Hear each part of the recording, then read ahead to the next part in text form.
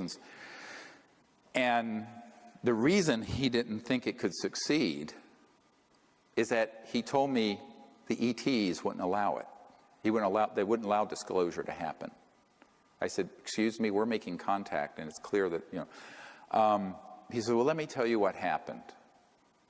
So he was involved with a lot of UN programs and also with George H.W. Bush, the first President Bush, and a man at the UN named Pérez de Cuellar, who was the Secretary General at the time. I had done briefings with the predecessor, with the one after Boutros Boutros-Ghali. And he said to me, the reason I, on the phone, told you that it wouldn't be allowed isn't that it wouldn't be allowed from the point of view of the government, but the aliens won't allow it. I said, well, that's ridiculous. I mean, since we've been talking, we've gone down to Mexico, had a craft come out. I said, they're obviously wanting to make contact if we do it in a peaceful way and not a military way. He says, well, this was attempted before you started your organization. I said, what are you talking about? He says, well, in November of 1989, in the fall of 1989, President Ronald Reagan, Mikhail Gorbachev, Pérez de Cuellar, and himself, this guy, and others met on a committee, very sensitive and classified, to organize basically what I did with the Disclosure Project, to announce that we weren't alone and end the secrecy. And he said what happened is that Pérez de Cuellar, the Secretary General of the United Nations, was coming back from a 3 a.m. late night planning session for this event when he was abducted by aliens from his motorcade in Manhattan. And I said, oh, really? And he proceeded to tell me the gory details of what happened.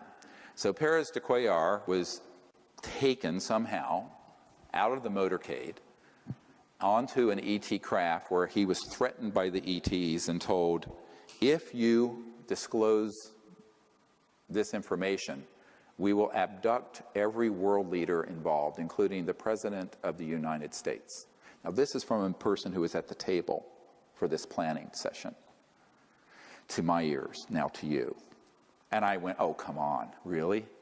And he said, yeah, it blew up like an atomic bomb in the Bush White House. Subsequently, I found out that up at Kennebunkport, there were all these UFOs zipping around when Bush was up there out on his cigarette boat. And they didn't realize they were ours. So now we're getting into false flag 101, up to and including being able to deceive members of MAGIC. And it took me a long time to get to the bottom of this mystery. Now, people like Bud Hopkins thought it was a real abduction case. And I looked into it, and I found out that if you go back to the Roswell event, there was a red-headed sergeant who was the badass guy who threatened to kill everyone, all those ranchers who saw this thing crash. His son became a part of MAGIC security, this renegade group, this splinter group, who was involved with abductions and stopping leaks within MAGIC itself. He then went and was in the security detail that night and set up the electronics for this electronic warfare abduction of aliens. It was all a hoax. It wasn't ET at all. It was 100% military ops. And so we're going to get into this in a moment, how these operate. And so Pérez de Cuellar, of course, not knowing about that end of the classified world, and I would say Papa Bush neither, thought it was actually ET.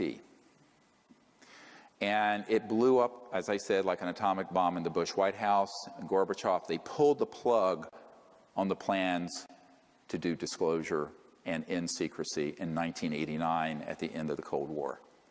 And I think it's strange that in January of '90, 2 months later, it's when I had a contact event at my house in North Carolina with an ET and that said basically, pick up what you've dropped. Do this, what you left and behind as a teenager. Pick this up again. Someone's got to pick this up. But maybe that's a coincidence. But Pérez de Cuellar thought that that was an actual alien abduction. And I said, well, with Your Highness, with all due respect, there are technologies that would facilitate this kind of deception. And the military term, so you know it, is a false INW, or a deceptive INW, indication and warning. And it's basically like the Gulf of Tonkin event in Vietnam.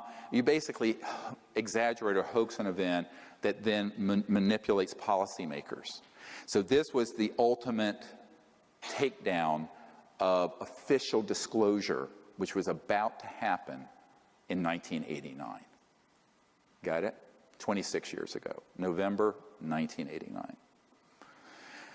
So here we are in 2015, and it took a lot to piece all this together, and I began to look into what the electronics were with this and what kind of technologies they might have. And one bit of insight that the prince had, he said, so he told me that the reason he was funding the abduction groups is that he was convinced that there was an existential threat from outer space. That's been the Sub Rosa plan since the 56. And that he wanted people to hate the aliens enough to pay the blood and treasure of World War III. And he also wanted it to be eschatological, where it would result in the end of the world, so that Christ would return and the good folks would go up in a flying saucer, I guess, with Christ. Now, this is what he was telling me. I'm just listening. And I'm going, whoa, this is like, woohoo. And he was completely convinced that this is what needed to happen. This sort of end of the world eschatology is the study of the end of the world event, and that's why he was putting so much money in and providing so much funding to Mack and David Jacobs and Bud Hopkins and all this. And he told me, he says, I'm going to stop funding John Mack because he's become too positive about contact, and I only want to fund people who are going to put things out there that scare people and make them hate the aliens. He said this. So I went, oh boy. Now this is connecting a dot that all of you better listen to very carefully. It's the last thing you learn today. And that is that there is an overarching agenda that was hatched in the 50s. Remember that psychological warfare document and its value? That was hatched in between 53 and 56 to create the specter of a threat from outer space that does not exist. Werner von Braun stated on his deathbed, and we have the testimony of his assistant, that and said, they will first have the Cold War, then we decided there would be nations of concern, then global terrorism. We have this testimony from before 9/11. Then that would be followed by threats from outer space. They'll start talking about asteroids and things of this sort, but the ultimate one they're going to play is the alien threat, and it's all a lie, and it's all a hoax. But in order for the lie to work, they have had to create a body of disinformation, false information, and frightening scenarios, and actual events that would be convincing to our policymakers like Reagan, convincing to the average person, and to the UFO public that consumes videos, entertainment consoles, movies, etc. And that has been the 50 to 60 year plan. Don't forget that no less a figure than Douglas MacArthur in his last address to the Congress said World War III will be interplanetary. So they have been wanting to provoke an interplanetary conflict for as long as I've been alive, and I'm no spring chicken. And all right, so this gets into a huge problem of how people consume information and can be manipulated through fear. Because if you look at the roots of human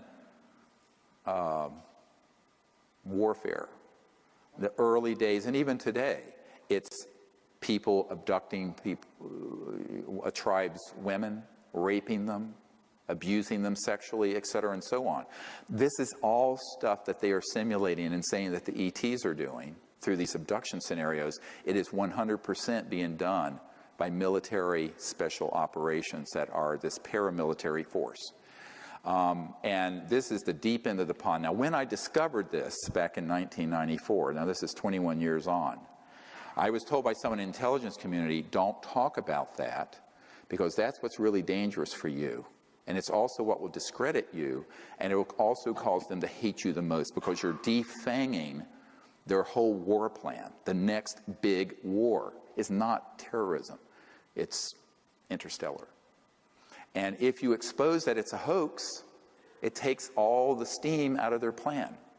I said, yes, but if we don't, we're cooked, because there's no way you can have war that's interstellar and survive it. It'd be worse than mutual assured destruction, because the technologies are 1,000 times worse than a hydrogen bomb. So I said, look, we're going to have to figure out how to deal with this. And the only way I know how to do it is put the sunlight in there and let people know what the truth is. So a man came along. If we go to the next slide. And you probably have seen this. It's up on our website. When we first put it up, it had over 600,000 views. The next day, the intelligence community went in and said there were 6,000 views. By the way, if you believe the metrics on Google and YouTube, I have a bridge to sell you.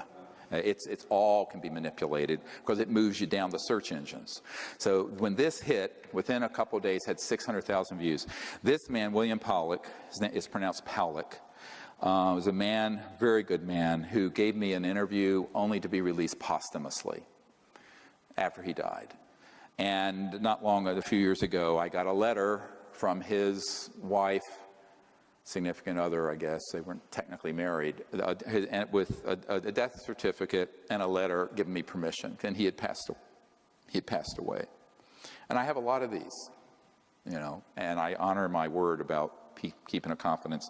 So what happened is that he gave me this interview, and in it, he talks about the development of RF radio frequency chip implants back in the 70s and 80s.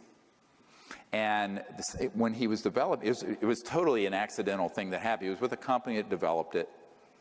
He then got called into the CIA, and they started doing special programs for the CIA to develop it. And at a certain point, Siemens in Silicon Valley manufactured 2 billion of them, with a B, of these RF chips.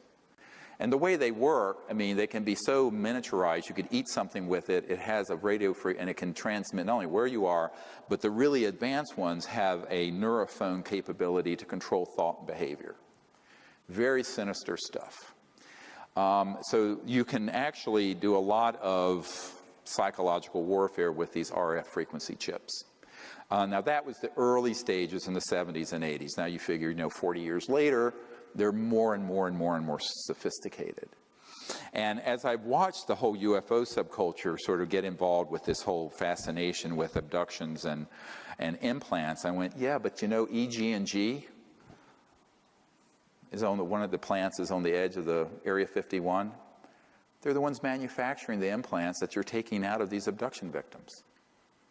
Absolutely. They're not coming from outer space. They don't need that. If you're interstellar, you're transdimensional. If you're transdimensional, you don't need an RF frequency plant chip to track anybody, because their technologies are way beyond that. I said, this is human, 100%. And you better wake up. And so Powlick gave us this interview, and it was one of a dozen data points that I began to accumulate. And then, not many years ago, I get a document, the next one, which is chilling. Has never been shown. It's from the Strategic Studies Institute, think tank, and it's dated 1995. And it was talking about all kinds of global security strategies. And, you can look at it yourself. Cult-programmed graduates, blah, blah, blah, who will be expected to participate in contrived UFO abduction scenarios. Listen carefully. Oh, we need the next one up. Strategic Studies Institute. Is it? I can't see the screen. Is it up? All right. So I loathe reading to people but this, I will.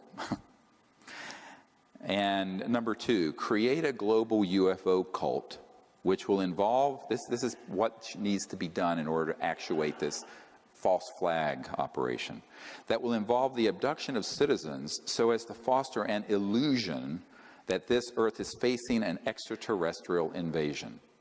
UFO abductees of preference will have an experience in computer technologies, since that expertise will be required in future technocratic RMA scenarios.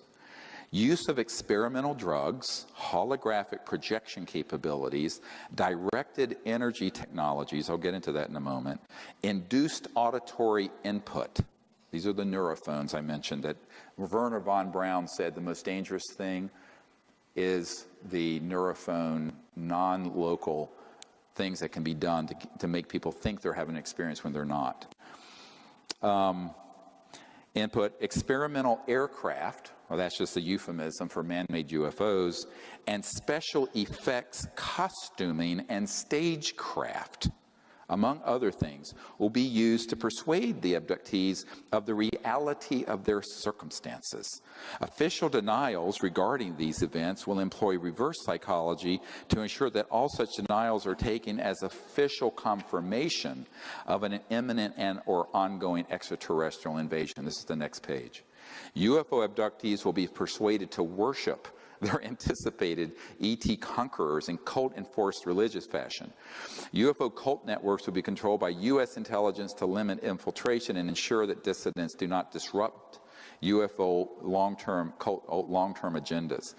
Uncontrollable dissidents will be assassinated, preferably by directed energy means.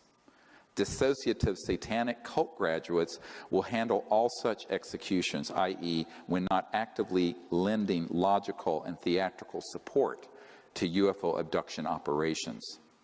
Number 3, directed energy surveillance and weapons technology of all types and caps will be used for purposes of spreading fear and confusion in the population at large under deniable circumstances, for eliminating persons deemed adversarial to U.S. national security interests, and for spotting, assessing, and manipulating potential recruits to the RMA cause.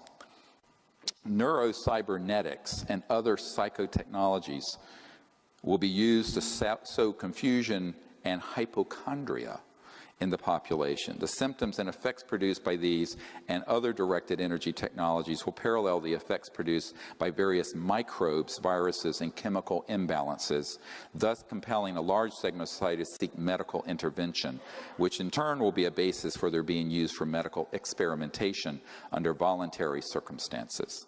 Psychiatrists and psychologists will play an important role in these experiments, particularly where denying the efficacy of cybernetics, psychotechnologies is concerned.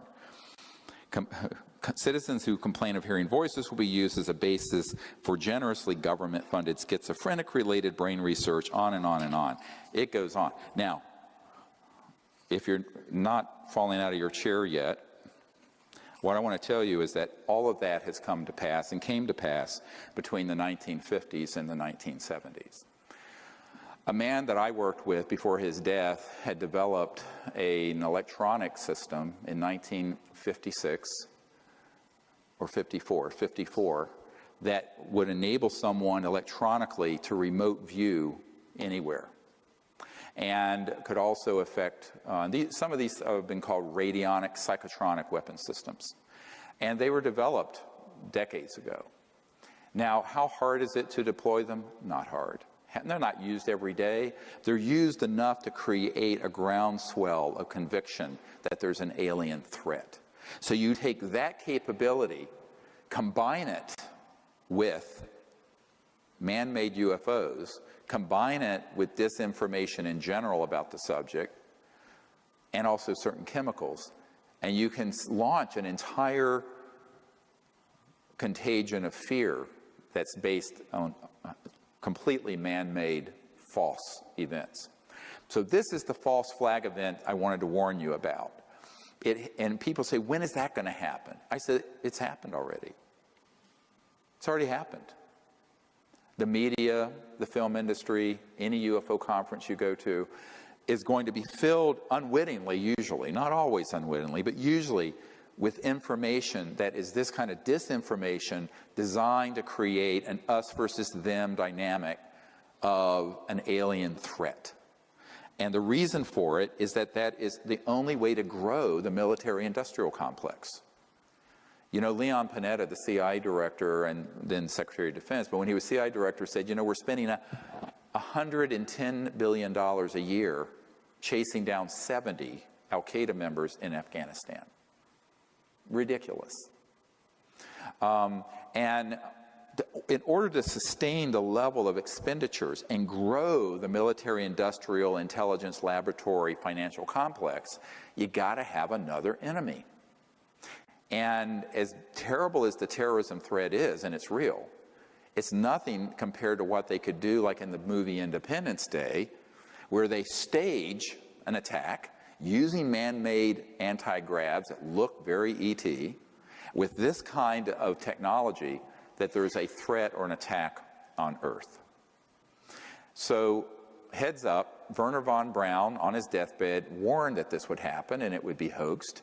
We've had so many people. I have met with one man, I can't get him to come forward, and then another, and then another, and then another, who spoke of, in the early days, they used, I know this sounds terrible, but he was a little guy, and he was so short, and they basically did like you would in a movie, suit and head and mat to make him look like an alien.